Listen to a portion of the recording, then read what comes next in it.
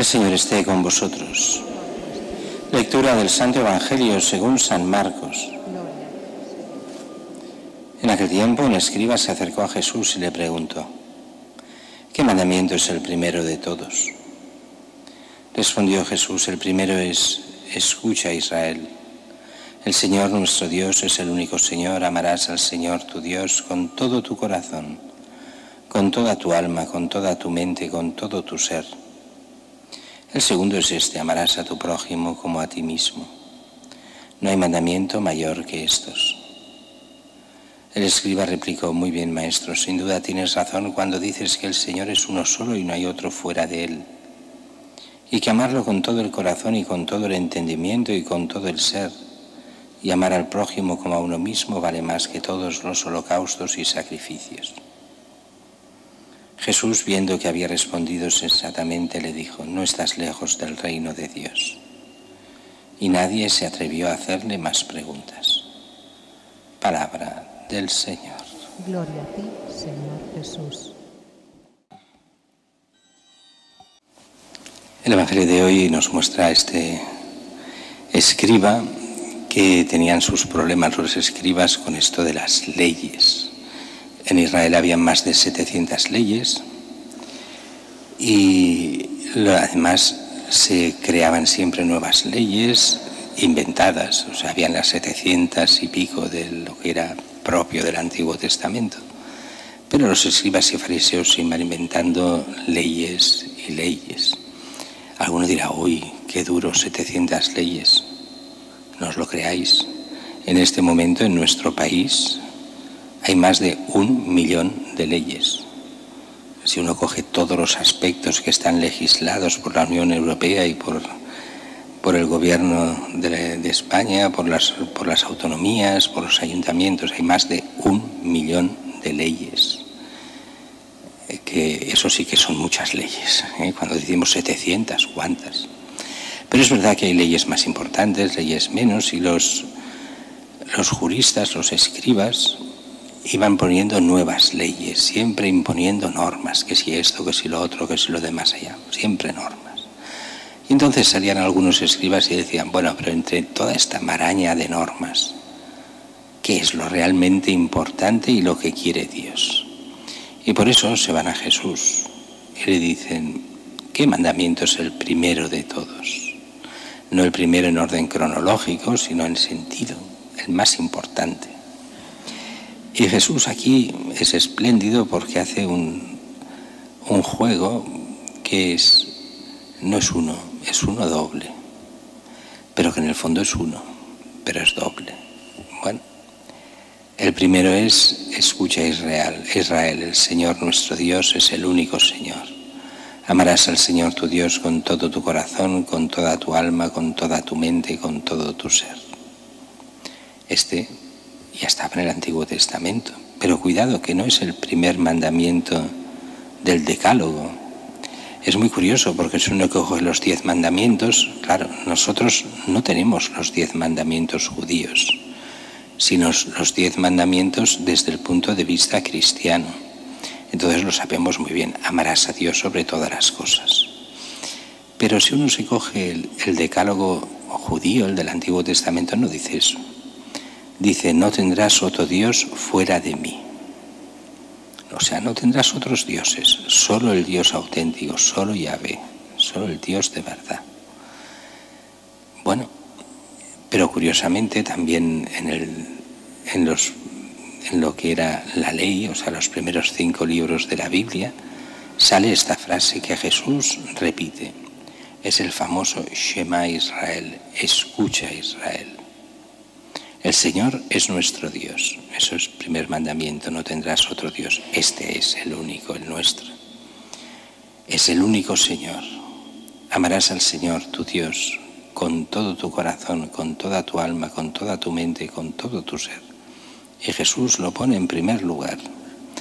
Tanto es así que esto nos tendría que hacer pensar: ¿es cristiano aquel que dice: sí, Dios existe? Pues no. El cristiano es el que ama a Dios, no el que dice que existe o no existe. Normalmente cuando la gente dice, sí, ha de haber un Dios porque el mundo es así y tal, esos son agnósticos, no creen. Simplemente es lo que algunos llaman teísmo, que no es cristianismo. Algo debe haber que ha llegado el mundo. Para eso no hace falta ser cristiano. Eso ya lo decía Aristóteles, que era pagano totalmente, griego, pero persona inteligente que se daba cuenta de que algo tenía que haber para que esto funcionase. Pero nosotros no somos aristotélicos en el sentido de que cogemos todo lo bueno que tenga Aristóteles, pero no creemos lo que creía Aristóteles, que era mucho antes de Cristo. Bueno, mucho tampoco, algunos siglos antes de Cristo. Bien, nosotros creemos en Cristo, que es el Dios que se ha hecho hombre.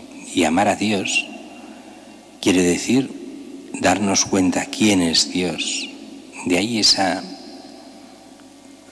dicho, eso del que hemos leído en el Antiguo Testamento, que muchos interpretan mal, cuando decía Moisés al pueblo, teme al Señor tu Dios. Este famoso temor de Dios, que no es miedo hacia Dios, sino es aquella actitud reverencial en el mejor de los sentidos, hacia aquel que lo es todo, igual que ante una grandísima autoridad, si uno tiene que ir a encontrarla, y hay como un temor reverencial, pero que, bueno, y es solo un personaje de la tierra que no tiene, que no importa mucho, sea quien sea. Sin embargo, ante Dios hay ese temor reverencial porque es nuestro Señor y Creador, porque de Él depende todo, porque Él nos ha creado, porque somos suyos, y de nuestra respuesta a lo que Él nos dice depende nuestra salvación. Es ese temor que es más respeto a la verdad que tienen los niños pequeños con sus padres. No es que les teman en el sentido del miedo, pero les temen en el sentido de ese respeto venerable que son los padres. Hay que obedecerles, hay que seguirles, hay que escucharles. Son míos, mis padres, mi Dios, al cual le debo todo, a los padres que te lo dan todo. En ese sentido Dios es más padre que todos los padres. De Él procede, como dirán los antiguos, toda paternidad. Miedo a Él solo hay que tener el que desoye los mandamientos, el que no quiere ser cristiano, el que ante el que peca sí que ha de tener miedo, no del castigo. Porque Dios, aunque puede castigar, no castiga, somos nosotros que nos autocastigamos. Es que Dios no puede ser que sea tan malo que no nos dé la salvación. No, si Dios ya te la ha dado. El problema es si tú la coges o no la coges. Perdonad que repita uno de estos ejemplos que he dicho miles de veces. Esto es como Dios lo que hace con la salvación, es como si nos dejase una herencia de miles de millones a cada uno. Pero para conseguir esta herencia hay que ir al notario, hay que aceptar las condiciones, hay que firmar y coger la herencia. Pero si yo digo no quiero las condiciones, no quiero firmar, no quiero ir al notario, no quiero, pues te quedas sin herencia. Y eso es lo que pasa con la vida cristiana.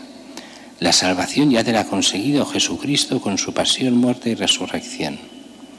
Ahora tú has de ir a recogerla y aceptar las condiciones. Y las condiciones es la santidad, es aceptar a Cristo, es amarlo, es seguirlo. ¿Lo sigues? Pues tienes la herencia. No, tengo otros dioses. ¿Cómo que tienes otros dioses? Sí, esto es muy curioso ver cómo hay mucha gente que hoy cree que es atea y tiene sus dioses, pero clarísimos. Los dioses de las modas, los dioses del dinero, los dioses de los vicios, los dioses del sexo, los dioses de tantas cosas, del libertinaje, de lo que quieran, y no se dan ni cuenta. ¿Por qué? Porque esos dioses son puros ídolos. y no se dan cuenta de los errores donde caen porque se han alejado de Dios. El problema es nuestro, que nos alejemos de Dios. Primera parte del mandamiento. No solo tener un Dios, amarlo. Pero aquí hay dos amores diferentes. No es lo mismo amar a Dios que amar al prójimo. Amar a Dios es reverenciarlo de tal forma que nos demos cuenta de que Él solo quiere nuestro bien y que siguiéndolo y no amándolo en el sentido sensiblero. Esta es una mentalidad muy moderna, esto de la sensiblería en el amor. El amor entra en lo que llamaban los antiguos el corazón. Y el corazón no es lo que ahora se entiende por corazón, la sensiblería, sino el corazón era el lugar donde se unía la verdad con la voluntad.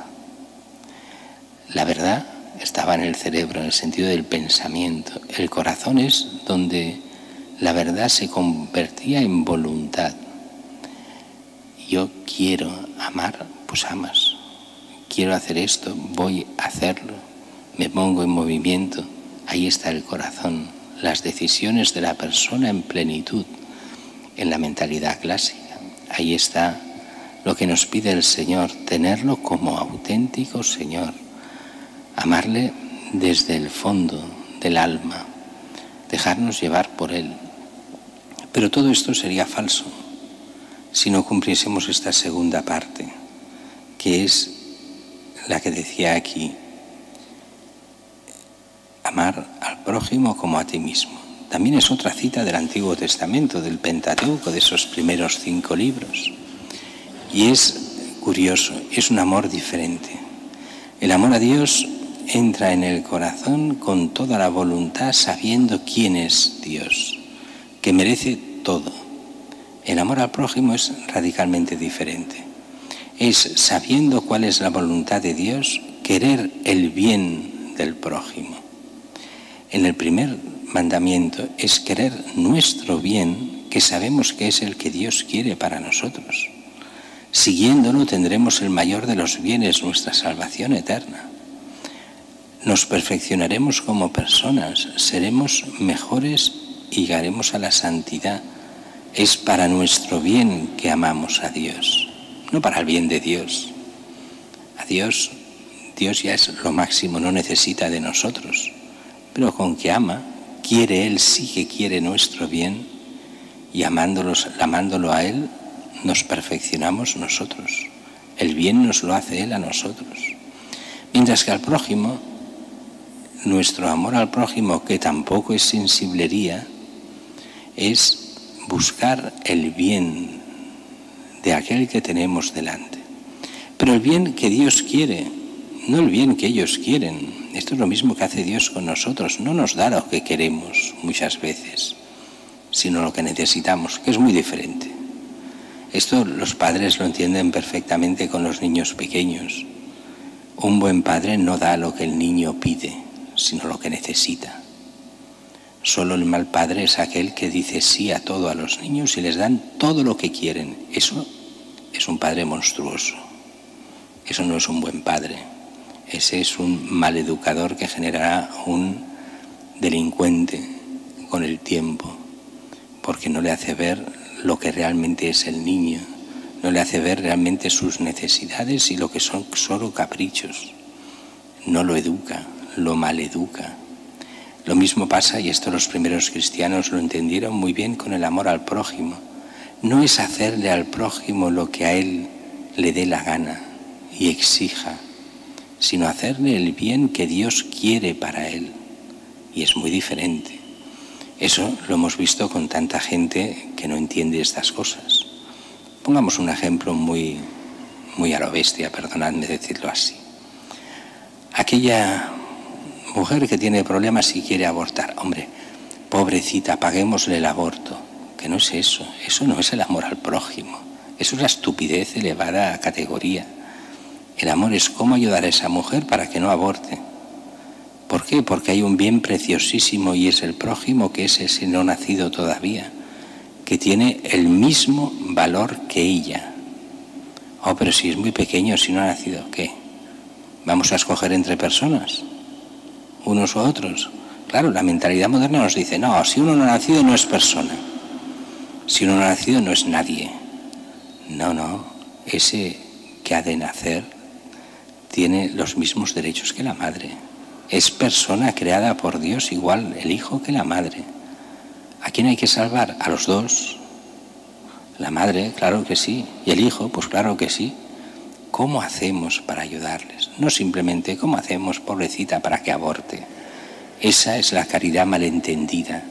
Esa es la estupidez de muchos falsos cristianos. No, hemos de hacer lo que la gente quiera. Ese liberalismo absurdo.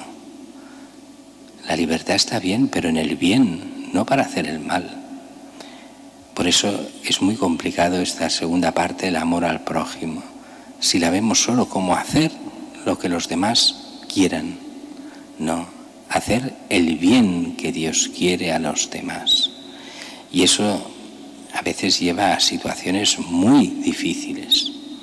Siempre lo he explicado y me vuelvo a repetir como tantas otras veces.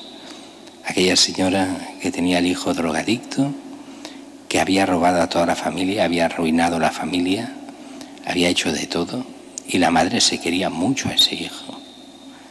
Y a la policía le decía, por favor, llevarlo a la cárcel. Es la única posibilidad que hay que pueda cambiar, porque ya hemos hecho todo lo posible y es imposible en la calle que cambie. Si hay una posibilidad que cambie es en la cárcel. Es que quería que el mal del hijo, no, al revés, quería todo el bien para el hijo, pero no sabían qué más hacer. Era la única posibilidad, habiendo ya agotado todo. Y si él no, claro, el hijo no quería ir a la cárcel, faltaría más, después de haber robado a todo el mundo. Pero el bien es otra cosa. Hay cosas que parecen males que son bienes, y hay cosas que parecen bienes y son males, y males graves muchas veces. Ahí el discernimiento que se hace desde la fe, desde la auténtica moral, desde el seguimiento a Cristo, desde buscar el bien que Dios quiere para cada uno de nosotros.